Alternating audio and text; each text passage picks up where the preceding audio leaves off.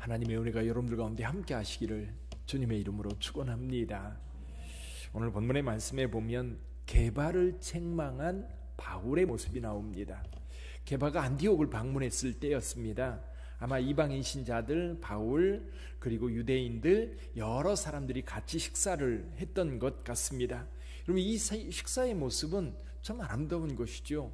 구분이 없는 겁니다. 유대인과 이방인의 구분이 없고, 그리고 예루살렘에 또는 그 안디옥의 지역적인 어떤 경계선도 없고 모두가 둘러 앉아서 함께 만찬을 하고 있었는데, 여기 12절에 보니까 야고보에게서 온 유대인 몇몇 사람이 온 겁니다. 그 사람들이 온 것을 보고 베드로가 슬그머니 일어나서 나간 거예요. 근데 베드로가 나가는 모습을 보고 다른 유대인들 그리고 바나바까지 그 자리를 떴던 겁니다. 왜냐하면 유대인들은 이방인들과 같이 식사하지 않았습니다. 왜냐하면 이방인들은 하나님의 택한 백성이 아니기 때문에 그들과 어울릴 수 없다는 거예요. 일도 하고 교제도 하지만 식사 자리만큼은 이 유대인들은 이방인들과 같이 하지 않습니다. 근데 이방인들과 같이 식사하는 그 모습, 이거는 율법을 거스르는 것이었고, 또 율법을 잘 지키려고 하는 사람들에게는 이런 것들을 아주 철저하게 지키려고 했던 것. 근데 이방인들과 같이 식사하던 베드로가 슬그머니 일어나서 나가는 모습을 보고 공개적으로 책망했다고 말씀하고 있습니다. 공개적으로. 여기 14절에 보면 이렇게 말씀합니다. 그러므로 나는 그들이 복음의 진리를 따라 바르게 행하지 아니함을 보고 모든 자 앞에서 게바에게 이르되, 내가 유대인으로서 이방인을 따르고 유대인답게 살지 아니하면서 어찌하여 억지로 이방인을 유대인답게 살게 하려 하느냐. 그렇죠. 지금 이방인들이 율법을 따르느냐 마느냐 하는 문제. 지금 사도 바울과 바나바는 이방인들에게 복음을 전하면서 이방인들이 굳이 율법을 준수할 필요가 없다라고 분명하게 이야기를 했고, 이 문제 때문에 예루살렘 회의가 있었습니다.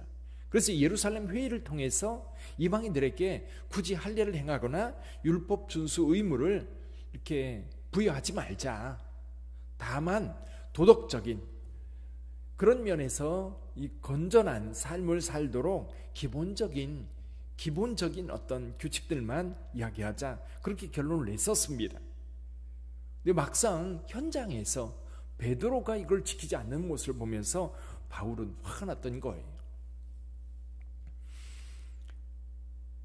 그래서 사도 바울은 분명하게 이야기합니다. 율법을 지킨다고 하는 것은 율법을 통해서 의에 이르지 못하기 때문에 율법을 준수하는 것 그 자체에 대해서 다시 고려를 해야 된다는 거죠. 그렇다고 해서 이 사도 바울이 율법을 파괴하고 그런 게 아닙니다.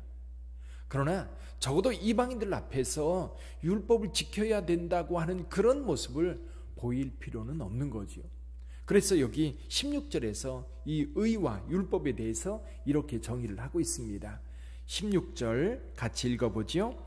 사람이 의롭게 되는 것은 율법의 행위로 말미암음이 아니요 오직 예수 그리스도를 믿음으로 말미암는 줄 알므로 우리도 그리스도 예수를 믿나니 이는 우리가 율법의 행위로서가 아니고 그리스도를 믿음으로써 의롭다함을 얻으려 함이라. 율법의 행위로서는 의롭다함을 얻을 육체가 없느니라. 자, 이런 말을 할 수 있는 사람이 누굴까요? 율법을 아주 철저하게 지키려고 애썼던 사람입니다. 어설프게 지키는 사람들은 이런 얘기 못합니다. 왜냐하면 뭔가 될 것 같아요. 율법을 어설프게 지키는 사람들은 내가 좀 더 열심히 하면 될 것 같아요. 근데 그것을 완벽하게 지키려고 애썼던 사람들은 안 된다는 걸 압니다. 바울은 지금 그걸 아는 거예요. 이건 안 되는 거예요. 율법으로서는 도저히 하나님의 의에 이룰 수 없다는 것을 누구보다도 사도 바울은 알고 있었고, 그리고 사도들 게바나 요한이나 이런 사람들도 분명히 알고 있었어요. 그런데 이방인들 앞에서는 율법을 지키는 척 하지 말라는 거죠. 어차피 율법을 통해서 의에 이르지 못한다면 그것을 통해서 우리가 의에 이를 수 없는 겁니다. 그럼 어떻게 의에 이를 수 있느냐? 분명히 말씀하고 있어요. 오직 예수 그리스도를 믿음으로. 내 노력과 내 수고, 내가 어떤 행위를 함으로 의에 이룰 수 있는 것이 아니라 오직 예수님을 믿는 믿음으로 의롭게 된다는 거예요. 그러니까 당신들을 그렇게 지키면서도 의에 이르지 못한다는 걸 알면서 왜 이방인들 앞에서는 그렇게 행동하느냐는 거지. 그러면서 사도 바울은 복음을 한마디로 정의해 놓고 있어요. 그게 20절 말씀입니다. 너무나도 유명한 말씀이죠. 같이 한번 읽어봅니다. 20절. 내가 그리스도와 함께 십자가에 못 박혔나니 그런즉 이제는 내가 사는 것이 아니요 오직 내 안에 그리스도께서 사시는 것이라. 이제 내가 육체 가운데 사는 것은 나를 사랑하사 나를 위하여 자기 자신을 버리신 하나님의 아들을 믿는 믿음 안에서 사는 것이라. 아멘. 자, 십자가의 사건이 있습니다. 예수께서 십자가에 달려 죽으셨어요. 근데 실은 그 십자가는 누구의 것이었다? 우리의 것이었어요. 내 것이었어요. 내 죄 때문에 내가 거기 십자가에 달려야 되는데 나는 죽지 않고 누가 대신 죽었어요? 예수께서 죽은 거예요. 예수께서 대신 죽은 거예요. 사실 그래서 우리는 여러분 십자가에 못 박힌 자로 살아야 되는 거예요. 우리는 이미 죽은 거예요. 예수께서 대신 십자가에 못 박혔지만 그분이 십자가에서 죽었지만 우리는 지금 육체 가운데 살고 있는 우리는 그분 때문에 살고 있는 거예요. 그분이 대신 죽었기 때문에 내가 살아있다면 사실 우리는 그분을 위해서 살아야 되는 그분의 인생을 사는 거예요.